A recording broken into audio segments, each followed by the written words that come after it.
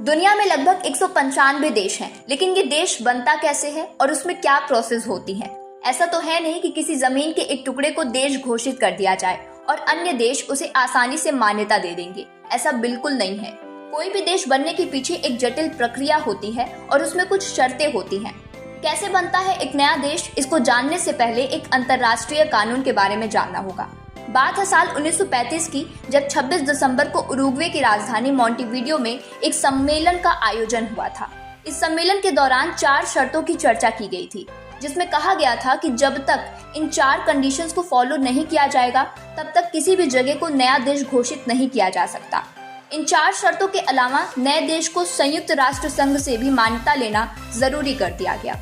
अब बात करें उन 4 शर्तों की, तो सबसे पहली शर्त ये थी कि नए देश को मान्यता तभी मिलेगी जब उस जगह पर स्थायी जनसंख्या हो।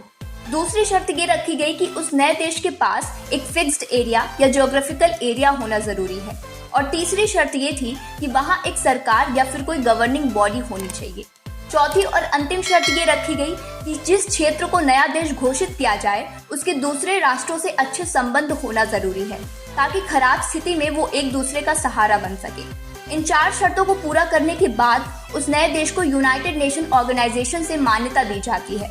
स्टेप बाय स्टेप जब ये पूरी प्रोसेस कंप्लीट हो जाती है, तभी किसी नए देश को सभी राष्ट्रों की मंजूरी मिलती है।